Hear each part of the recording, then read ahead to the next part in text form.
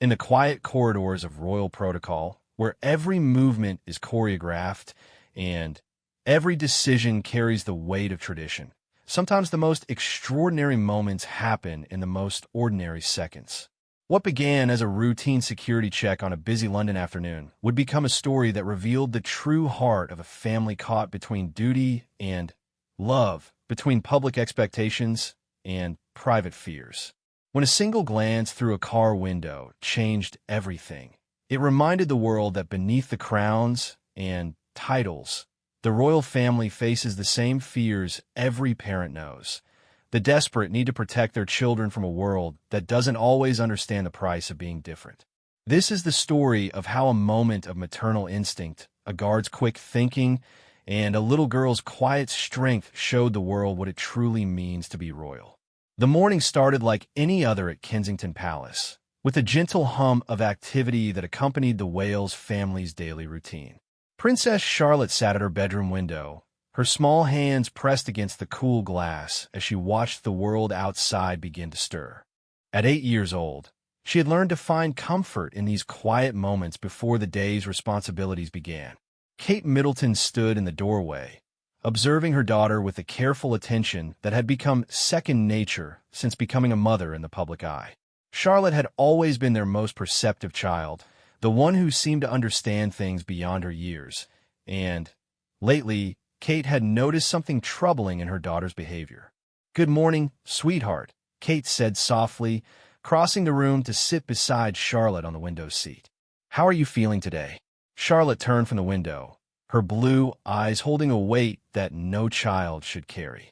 "Mummy, why do people say mean things about our family online? Sarah's older sister showed me some comments yesterday." Kate's heart clenched.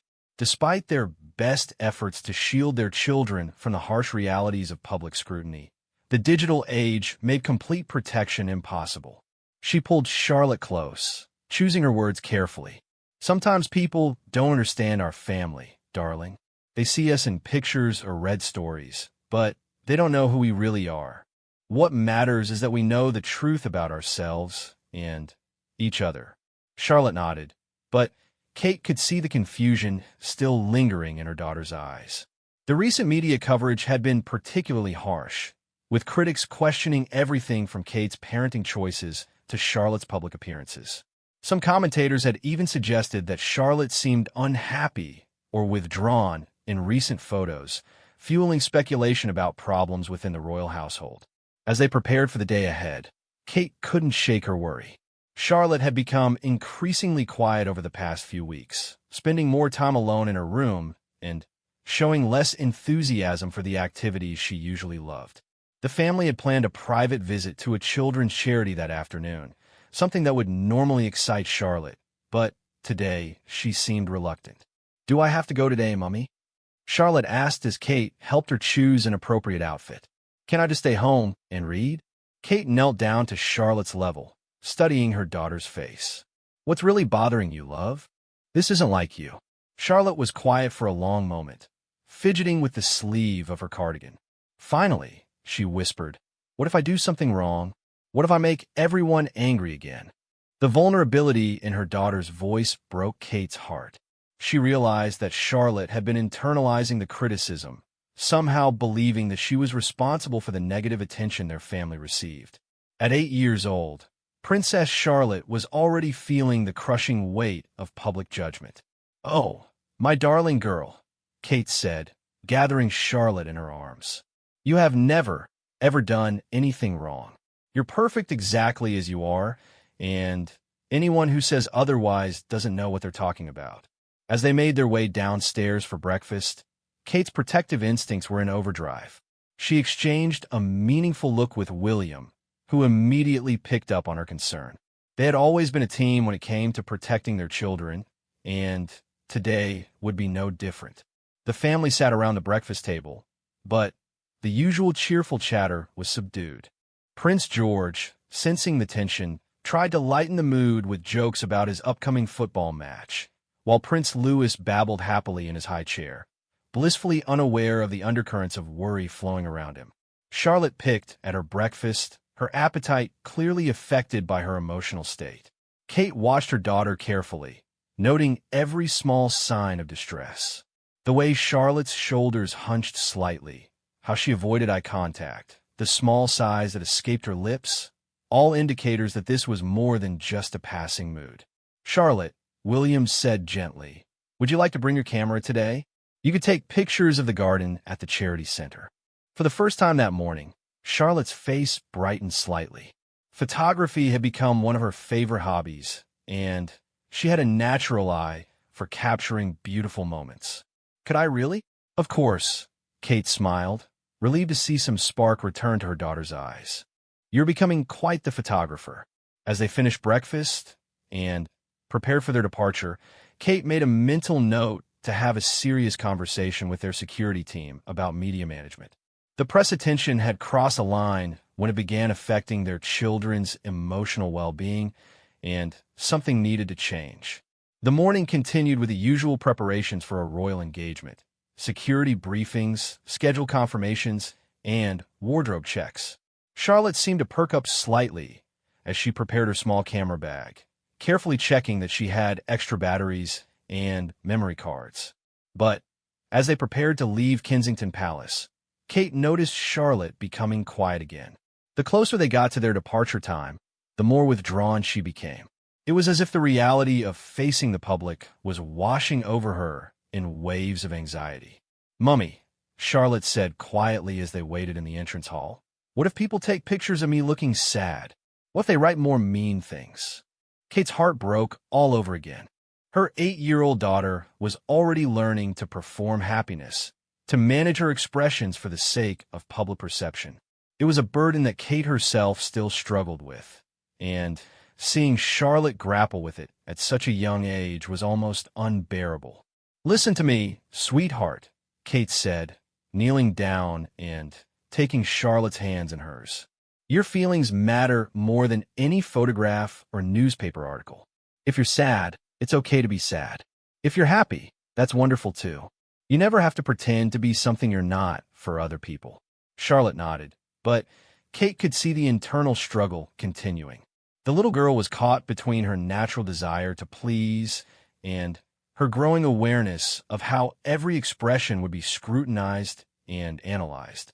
As their security detail gave the all-clear for departure, Kate made a spontaneous decision. Instead of taking their usual route with the full motorcade, she arranged for a smaller, more discreet convoy. Today would be about Charlotte's comfort, not about making a grand royal statement.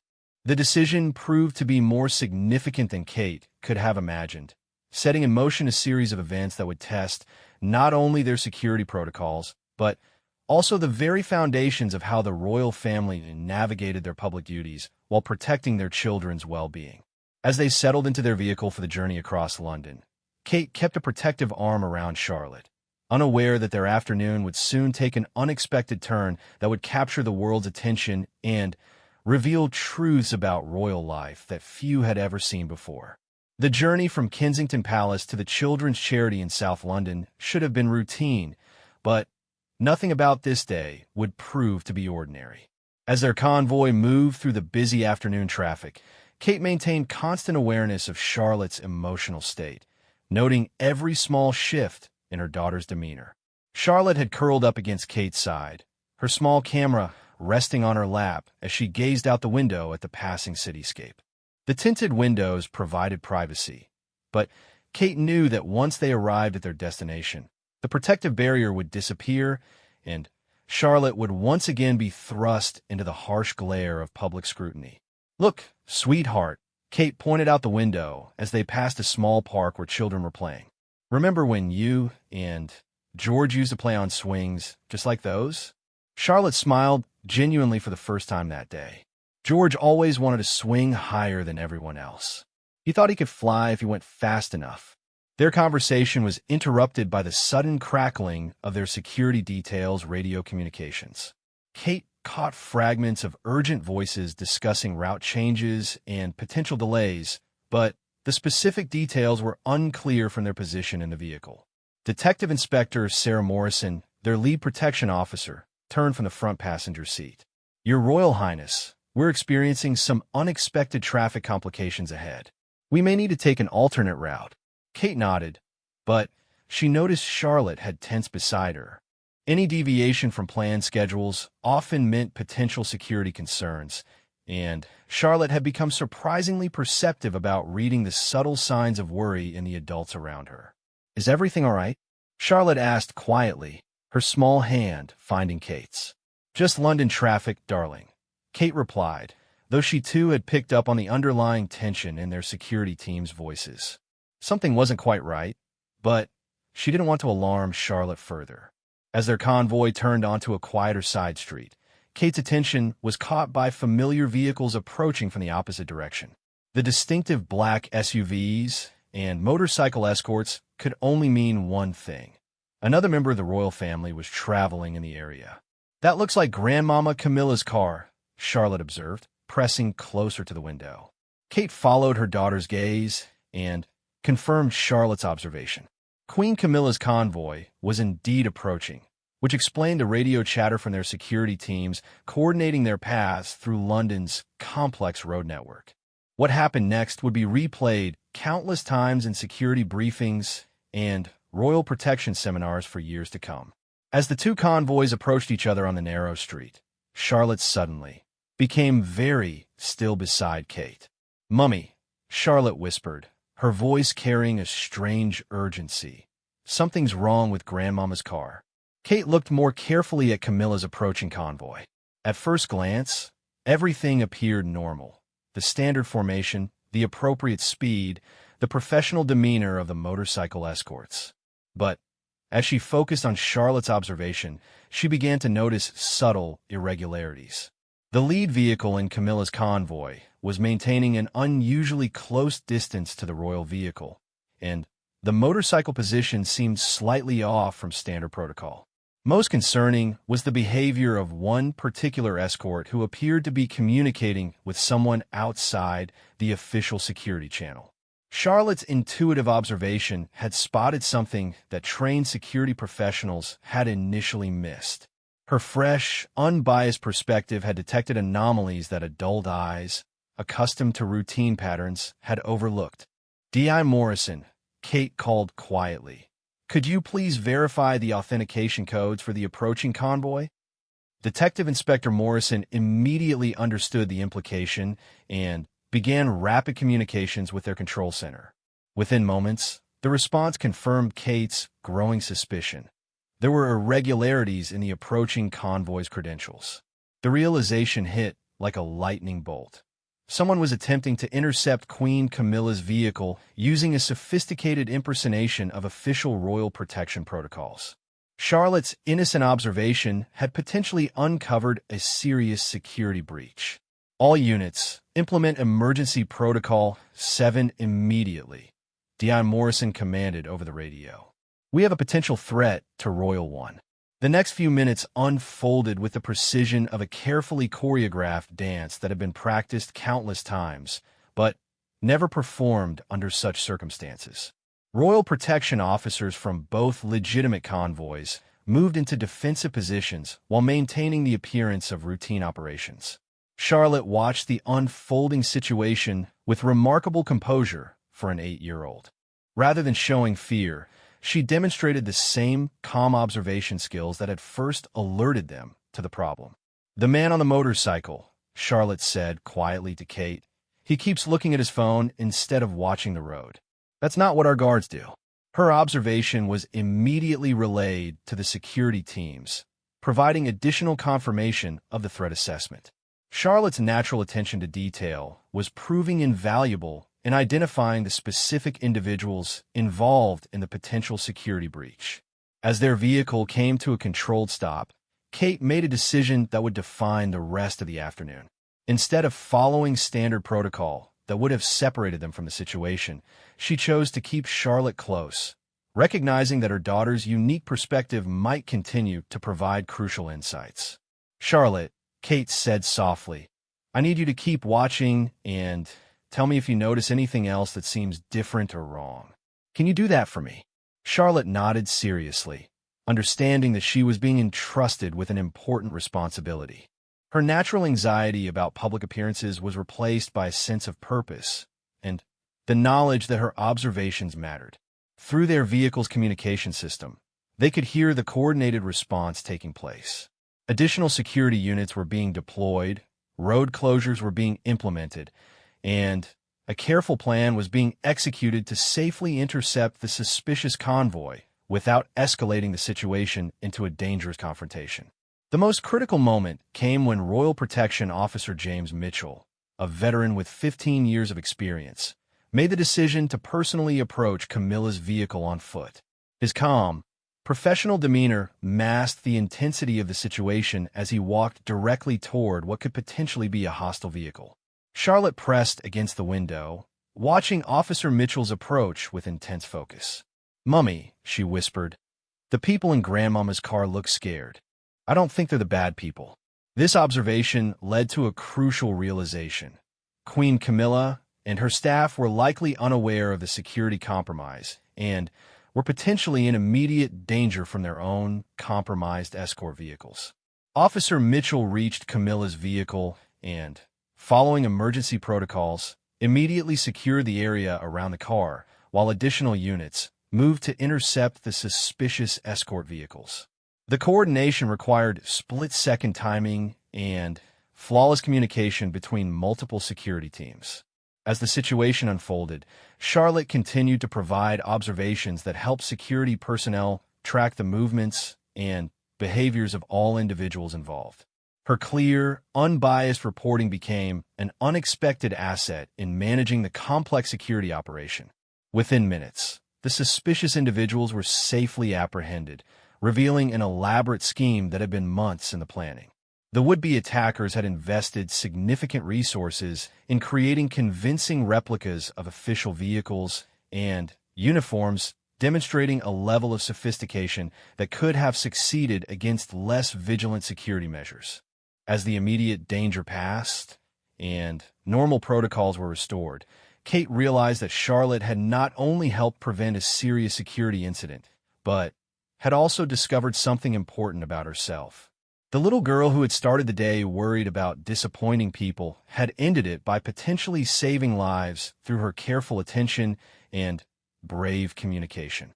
The afternoon's events would have far-reaching consequences for royal security protocols, but more immediately, they had given Charlotte a new understanding of her own capabilities and the positive ways she could contribute to her family's safety and well-being.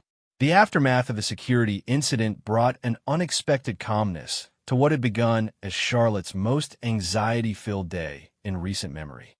As their convoy finally continued toward their original destination, Kate observed a remarkable transformation in her daughter's demeanor. The withdrawn, worried child from that morning had been replaced by a young girl who sat straighter, spoke with more confidence, and seemed to have discovered an inner strength she hadn't known she possessed. Queen Camilla's vehicle had been secured and redirected to a safe location where she could be properly briefed on the situation. The coordination between the royal protection teams had been flawless, but everyone involved understood that the day's events could have had a very different outcome without Charlotte's initial observation. "Mummy," Charlotte said as they traveled through London's busy streets, "I think I understand something now." Kate turned her full attention to her daughter, recognizing the thoughtful tone that usually preceded Charlotte's most insightful observations. "What's that, sweetheart? When people write mean things about us, they don't really know us, do they? They don't know that I can notice important things, or that you always protect us, or that our family helps keep each other safe." The wisdom in Charlotte's words struck Kate profoundly. In the space of a single afternoon, her 8-year-old daughter had grasped something that many adults struggled to understand about public life and media perception. "That's exactly right," Kate replied, pulling Charlotte closer. "People often make judgments based on incomplete information. They see a photograph or read a story, but they don't know the whole truth about who we are or what we're capable of." As they arrived at the children's charity, Charlotte's transformation was immediately apparent to everyone who greeted them. The staff members who had been expecting to meet a somewhat reserved young princess instead encountered a confident, engaged child who asked thoughtful questions and showed genuine interest in their work. During their tour of the facility, Charlotte's newfound confidence manifested in unexpected ways. She approached children who seemed shy or withdrawn, using techniques that clearly mirrored her mother's natural empathy, while adding her own unique perspective as someone who understood what it felt like to be observed and judged. I used to worry about people watching me all the time, Charlotte confided to a young girl who was participating in an art therapy session. But then I realized that most people are actually quite kind, and the ones who aren't don't really matter very much. Kate watched from across the room as Charlotte engaged with the other children, noting how naturally her daughter adapted her communication style to connect with each individual. The little girl who had started the day worried about making mistakes was now demonstrating remarkable social intelligence and emotional maturity. The charity's director, Dr. Elizabeth Thompson, approached Kate with obvious admiration. Princess Charlotte has an extraordinary gift for connecting with our children. Several of them who rarely speak to visitors have been chatting with her quite comfortably. She's had some important realizations today, Kate replied, keeping her explanation deliberately vague while acknowledging Charlotte's growth. As the afternoon progressed, Charlotte's photography hobby took on new significance. Rather than simply taking pictures for her own enjoyment, she began documenting moments that highlighted the joy and resilience of the children they were visiting. Her camera captured genuine smiles, moments of concentration during craft activities, and the quiet pride children showed when displaying their artwork. One photograph in particular would later become symbolic of the day's transformation.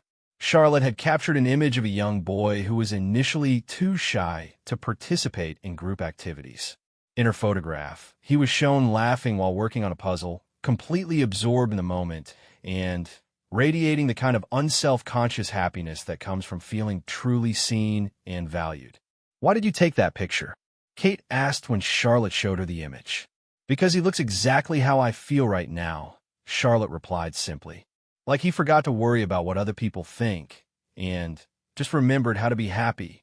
The profound insight in her daughter's words left Kate momentarily speechless. Charlotte had articulated something that many adults spent years trying to understand: the liberation that comes from focusing on authentic experiences rather than external perceptions. As their visit concluded, several unexpected developments emerged from the morning security incident.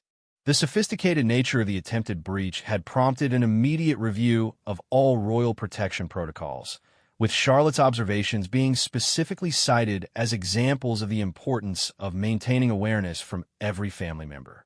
More significantly, news of the incident had begun to circulate in certain circles, though the specific details remained confidential for security reasons.